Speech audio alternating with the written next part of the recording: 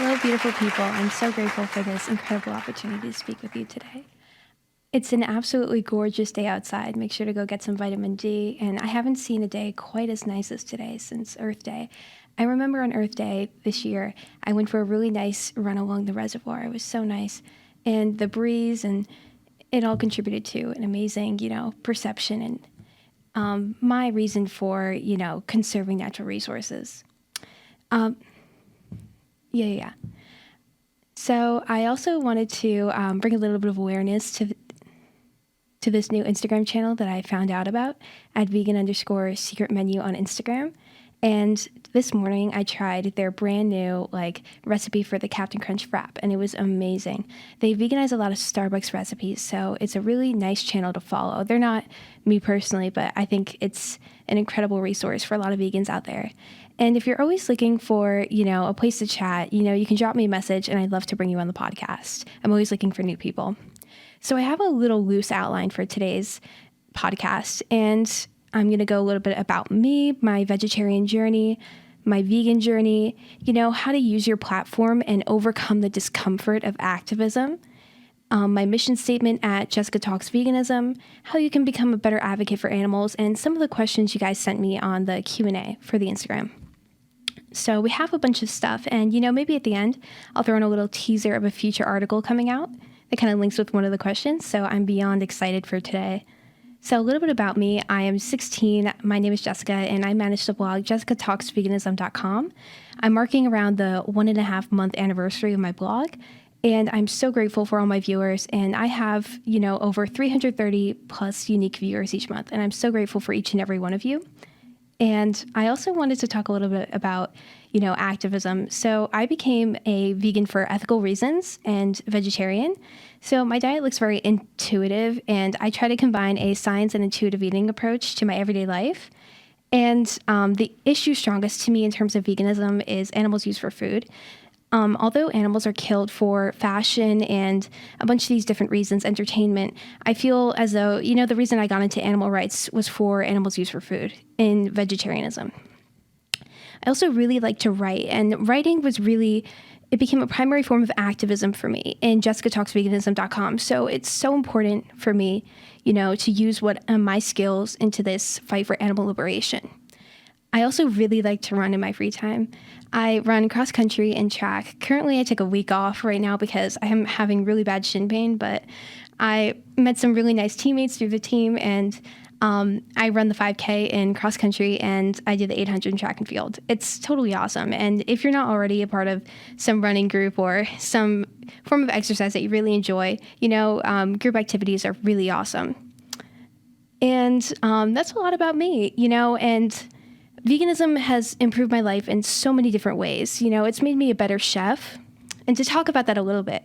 So my blog deals with recipes of the week each week. And with this, I talk a lot about, nutrition, understanding the nutrition label, and also a little bit about, preparing plant-based meals. So I make all my meals from scratch, and they're all unique to me because I like to maintain integrity as a writer and, integrity in my identity. So I create a lot of these recipes, and I know to a lot of my viewers, it can come off as almost, a lot of the recipes are very healthy in orthorexic way. And they could also, come off as, every recipe comes out perfect in that kind of light, which I totally am trying to break today because, behind the scenes, a lot for these blogs and, even on social media in general, there's this image of perfectionism, and we really need to break it. A lot of these recipes on my blog, like the spaghetti and meatballs, to perfect the recipe, I've had to make them 6 times, and my dishwasher was filled to the brim. It was crazy. So, a lot of these recipes that you see online, they're not always going to work out. And that's why it takes me such a long time to put out the articles, and it's a responsibility to myself, and not only to myself, but the reader, to get these favorites out there and promote these healthy lifestyle habits. being vegan also showed me one really important thing about my future.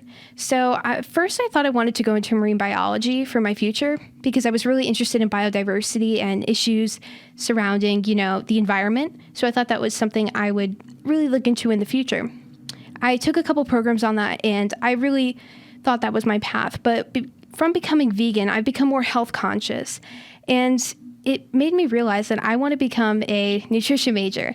And although I was stuck last year when I was vegetarian between these two, veganism really helped me find my ground in terms of, health and wellness. And for these reasons, I decided that I want to make a difference in somebody's life. I used to struggle with disordered eating habits, and I saw my body in a negative light. And not only did I see myself in a negative light, but the animals and the products that I would eat from the dairy industry and stuff would contribute to my conscience. And every single time that I would eat an animal, it would add to, this burden within myself. I would feel that my soul was becoming almost like a graveyard for other animals. It was burdening, and I felt so much relief when I became vegan because there was almost this freeing sense of it, and my messages were no longer lost in my words, which was really important to me. And the next thing I want to talk about is my vegetarian journey. So I became vegetarian at 10 years old, and this is around my 6.5-year anniversary. Well, I'm not vegetarian anymore, but you kind of catch my drift. So I became vegetarian for ethical reasons after watching a PETA ad on a football segment, I believe. And although it's been really hard, it was really, really moving for me. And this journey inspired me into veganism. Although for a lot of people, vegetarianism may be, their setting point or, a ground where they stay for like a remainder of their life. But for me, vegetarianism was a stepping stone in my ground for, animal rights and fighting for these big issues that mean a lot to me. And when I became vegetarian at such a young age, I faced a lot of criticism, and this criticism also came from my family and my friends. And a lot of people came into question not only my food plate, what I was eating in front of me, but my identity, my character. And I was seen as almost, challenging other people. And there was this perception of seeing others as inferior, which I really try to break. And I see nobody as, superior to another for what they eat at each mealtime. And I think that's a really important stigma, we really need to break at this time. So when I became vegetarian, this backlash was faced on my parents. And I have to credit my mom for a lot of this, inspiring me to become the activist I am today. My mom became vegetarian after me about 4 years ago, and she's marking her anniversary very soon, which makes me very happy.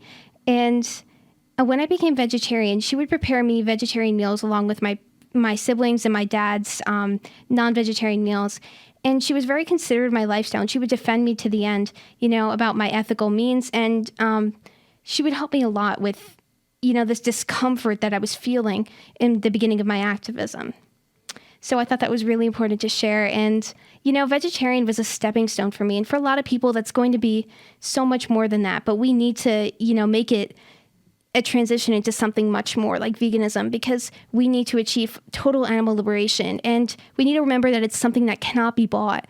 And we need to fight for this, And the only way we can truly achieve animal liberation and mitigate some of the climate change effects is by introducing and, obtaining a vegan diet through everything we do.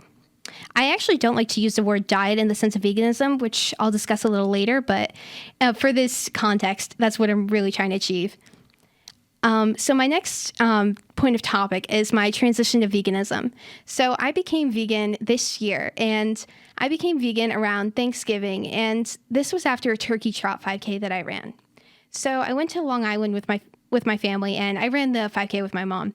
So I had my spikes and everything. I was ready to PR in the 5K, break my time, get 24. But in actuality, what happened was it was all concrete. But when I was running there, the shirts that they gave us out had these turkeys with these forks in their hands. And because I was I started my journey into animal liberation and animal rights as a vegetarian, it was very like upsetting to me to see these animals, being killed in these massive numbers for our pleasure, to bring something on our plate. And there is no evidence to suggest that, this was actually consumed on Thanksgiving dinner, which is so crazy to me, So when I was running that 5K, I felt so defenseless, almost that, no matter how much I advocated against what was happening, it was still going to happen. These turkeys were still going to be killed in these massive, horrific ways. And this made me, relate to the human experience, and not only to the human experience, but to the animals. I felt, upset, and this inspired me to think about, how do these vegans feel, that they're bashed on every day, for their lifestyles, their way of living, and these animals that are like slaves to the, to the human conscious. We have to fulfill their animals are exploited in many ways and oppressed to fulfill human desires, whether they are exploited for fashion, they're exploited for, our food. There are endless possibilities, and it's so upsetting. And this is what really drove me to become vegan. And the day that I started, the day that I ran that 5K, I hadn't ate anything that was not vegan. That was not already vegan.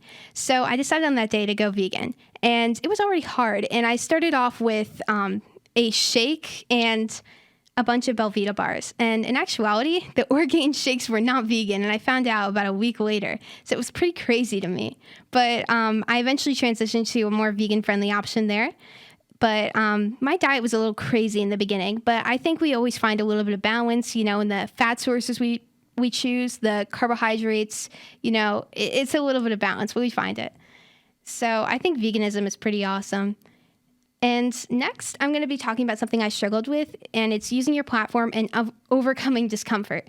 So when I would post a lot on social media and social platforms, I'd receive a lot of criticism for a lot of the things I'd be retagging, reposting. A lot of these because I retagged from like a lot of controversial and, a lot to unpack animal rights organizations like PETA. And this was a lot from my peers and like my family members. And they try to convince me otherwise, that PETA was this horrific organization. And, this lasting reputation really tainted a lot of the incredible things that a lot of animal activists that I know have done for this organization and in general. I think it's pretty awesome that a lot of people like Vegan Jenny and a bunch of others that I've seen online, they dedicate their time, their efforts to defending animals to the end. And that's totally, so inspiring to me. And there's a lot of younger activists, which are a lot younger than me, and they're standing up for social change. And it's incredible because speciesism is ingrained in our society, and we need to break it in any way that we can. So there are barriers, and it's a systemic oppression of animals. So to overcome this discomfort, I found this quote, and I believe it was from a YouTube channel, and it's called Seek Discomfort. And when you create discomfort in society, you can truly achieve, the success that you want. Discomfort creates a realization or why factor. And, every time that you stand up and speak against animal oppression, you are speaking on behalf of them. You're using your voice to speak up for the voiceless, which is so important.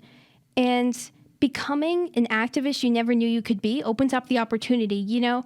Ingrid Newkirk, when I had the fortunate opportunity to speak with her in PETA Students Opposing Speciesism, she mentioned that you could be the seventh person to make a change in somebody's life. The seventh person to realize that you can make a change, and, to make them realize the effort in your cause. So I always try to bring the seventh person mentality into every form of my activism, every way that I advocate for animals.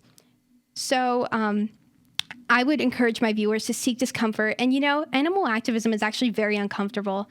It's very uncomfortable to respond to messages of criticism. It's uncomfortable to stand outside a store and hold up a sign and, attract a lot of attention.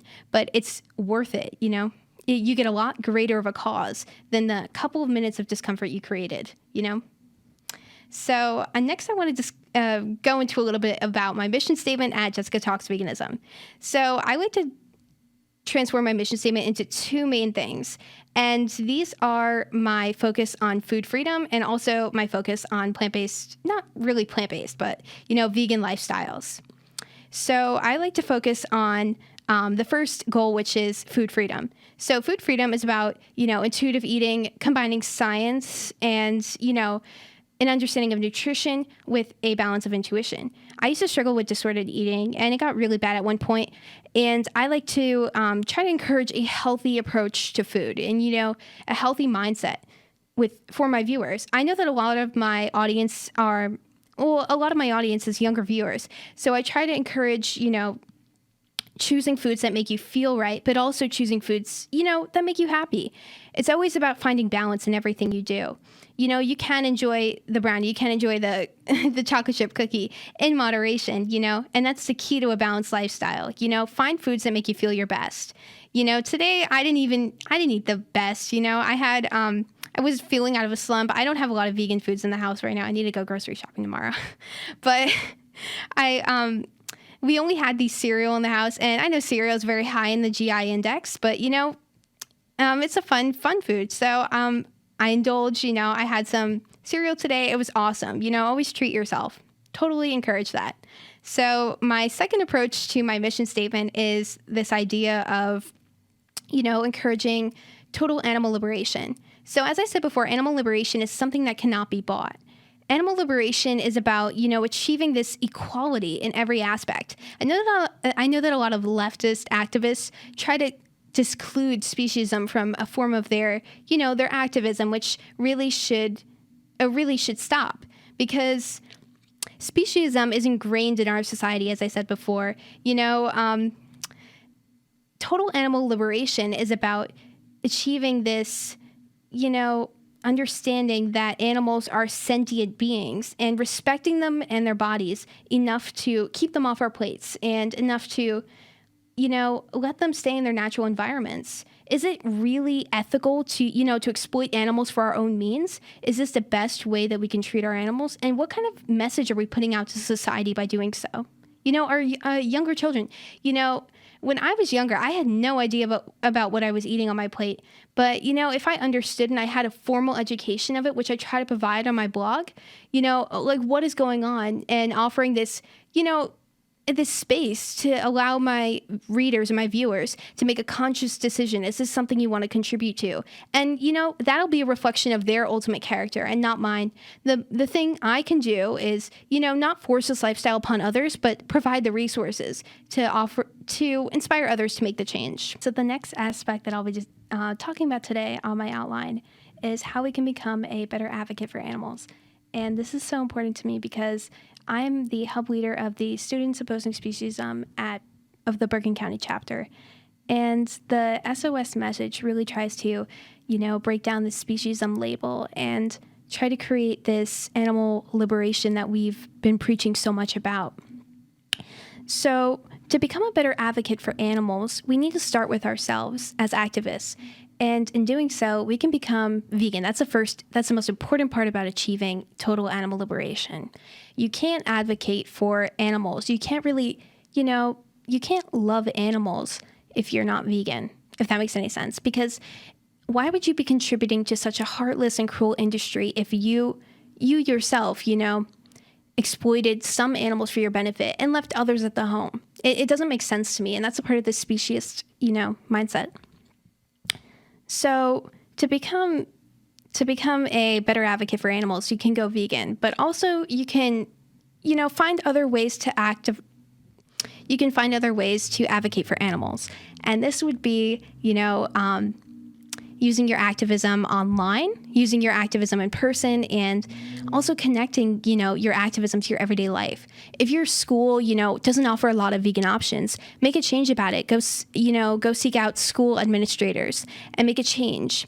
And you can also use social media. Regramming stuff also puts out the word. Although it can be a form of like performative activism if you like just repost stuff. If you add your thoughts to stuff and create unique resources, which an incredible activist really helped me kick off. And that inspired me to create my blog ultimately.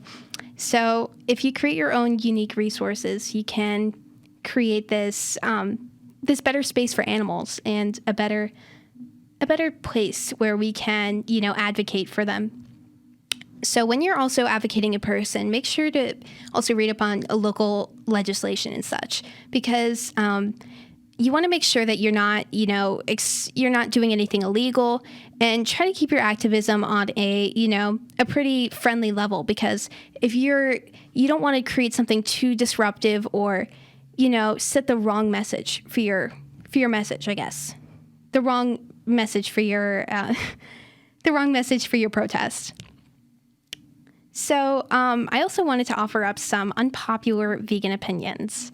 So one of these opinions are my hating for the word plant-based and veganism, I guess.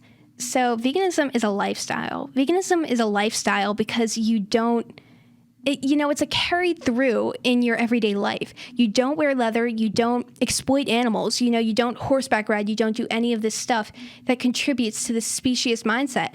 Rather, you use your resources and you act accordingly.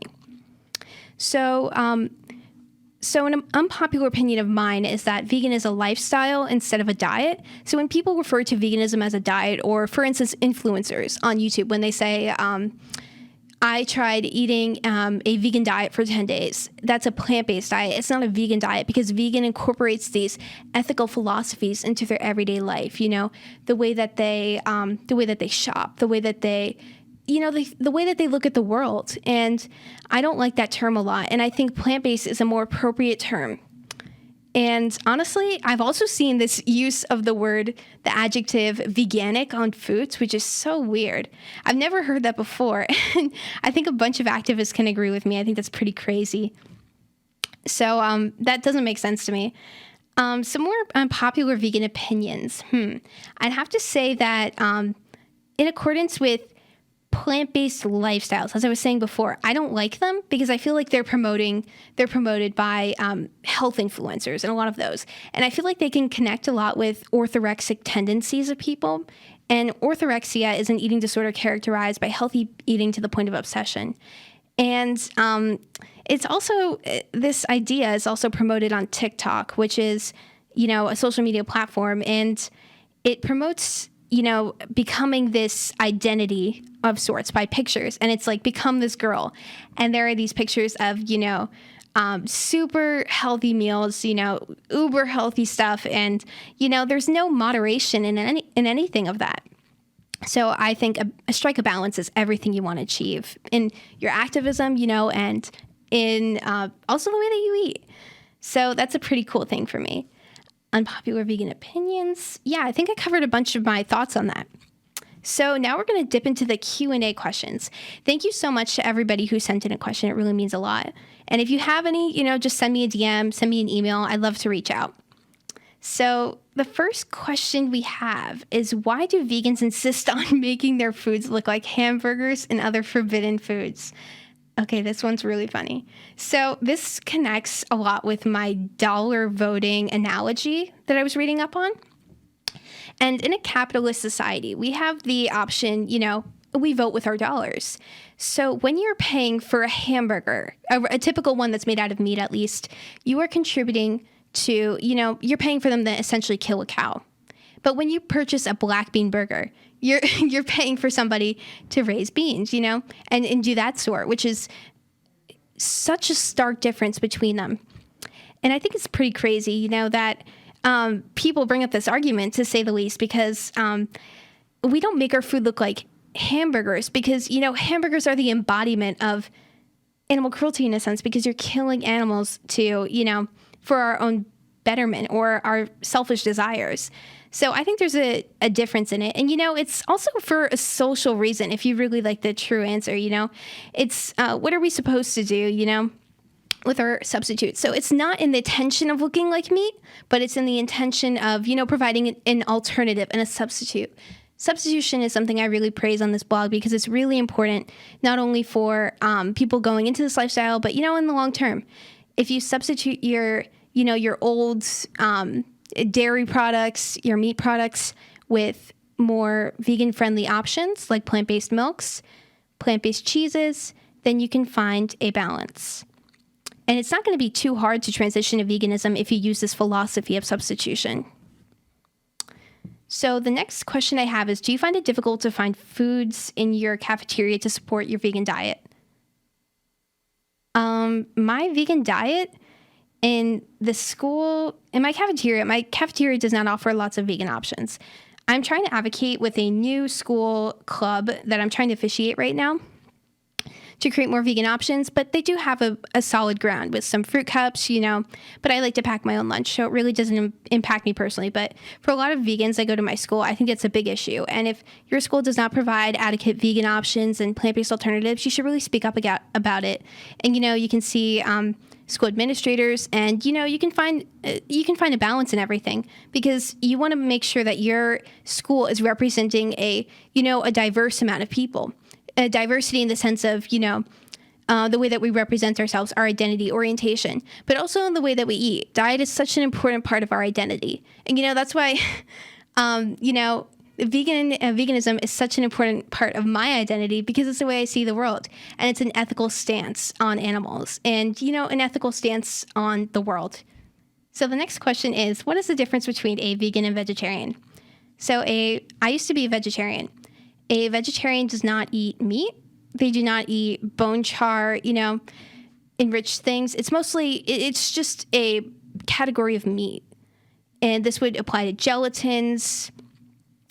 goods, stuff like that. Red 40, I believe, and some vanilla extracts because of beaver parts. So I would just say that. But for vegans, it's more of an ethical stance and less of a diet, because you do not purchase leather. You do not contribute to the exploitation of animals and oppression of animals. And it's also this understanding of substitution. So you would have plant-based milks in your diet. You would not consume dairy. You would not consume meats. It's kind of like that. So we want to get rid of any form of animals in our pursuit for our desires, if that makes any sense. So if we're using an animal to reach our means, then this is not a part of the vegan philosophy. So the next question is, what is a typical cheat meal for a vegan? If you want a true answer for that, I'd probably say like junk food vegan products. A lot of people try to keep those in moderation, but, we always have them from time to time. I love them a lot. I like having Beyond Burgers from time to time. Those are pretty good. And I think, Burger King offers this plant-based Whopper, and I've tried it a couple times. It's very good. It's pretty cool. It has a lot of saturated fat and LDL, but or bad cholesterol, I guess. But it's a really cool choice. But to answer your question in the way that I would like to, I'd say that a typical cheat meal, for me at least, and a lot of people reading my blog, doesn't really exist. Because I'd say that if you're eating enough calories on a daily basis, and you're, eating the foods that you enjoy in moderation, you won't feel the need to, binge. You won't feel the need to overcompensate on the weekends. And that's a part of... I was reading about this earlier. I watched this video from Greg Doucette, and they were talking about how to not gain weight on vacations. I thought the video was very interesting. And he said that if you're eating enough on a consistent basis, your body's going to adapt to that. You're not going to feel the need to eat more on a certain occasion, which is such an important idea. I would say the next question is, do you find it difficult to be around others eating meals you choose not to eat, like meats and other dairy-based products? I become more accepting of it. I'm not really saying accepting, but, understanding in this situation, because a lot of my family members don't eat meat. I don't agree with them, but, I don't not sit at the table for that reason. Because I used to, we all used to be at that step in the journey where we weren't vegetarian, we weren't vegan. A lot of people weren't actually raised into this. A majority of the activists that I've grown to know. So, we need to find this accepting nature, but we also need to, educate others about what they're, what are they eating? And what each bite, what are they contributing to? This heartless, cruel meat industry, or the dairy industry that kills calves. When you drink milk, when you're drinking milk, or when you're stealing another mother's skin, you are contributing to something far greater than you may know. Okay, what food do you miss the most? So I miss. I don't really miss anything going vegan. But I think it's honestly for the substitutes. Some of the substitutes from what I used to eat are a little bit harder to make, and sometimes have a weird consistency.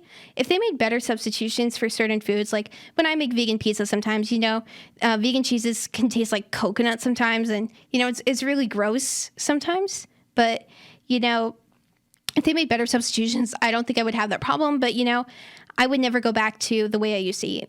That's not even a second thought to me, because these thoughts are ingrained in my nature. Have you always been vegan, or did you decide to be vegan? I decided to become vegan a little less than a year ago, to answer your question. What foods did you discover after becoming vegan? I discovered a lot of different protein sources. I didn't necessarily care that much about health, and I wasn't as health conscious as I am now since I'm vegan. So I learned a lot about macronutrients and the 3 essential macros, like protein, fat, and carbs. And I learned how I can get enough of each.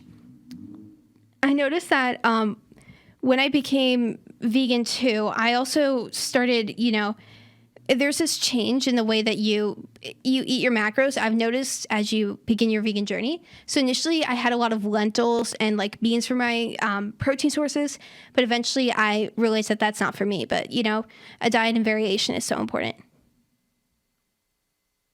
The next question is, what is your favorite vegan recipe? Okay, so on my blog, I have this one recipe titled Banana and Ice Cream, which is basically an ice cream form of bananas.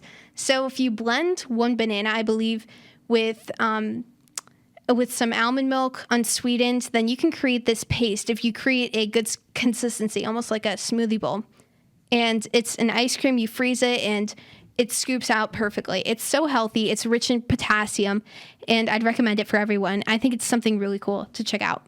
I used to have it a lot, but a bunch of freely related activists in the beginning of my journey, more health related, I guess, more health conscious, really got me into that ground. And how do I get protein as a vegan athlete? So this leads me off towards the end of my podcast, and I'm going to be revealing a teaser for my future article, or more like a spoiler. So my next article, I will be featuring an article about vegan athletes and how to fuel properly on a vegan lifestyle. And this is interviewing a D1 track and field athlete, a golden medal Olympian in the realm of ice skating, and a bunch of different awesome bodybuilders and, people of that sort. So I'm very, very thankful for them. And they're going to give some of their tips and, their recommendations for athletes going into veganism. And they're a huge marker that, you can be vegan on a, as a super fit individual, or, even a couch potato. So those are my thoughts. Thank you so much for tuning in. Have a great day, and, hope to see you next time. Bye-bye.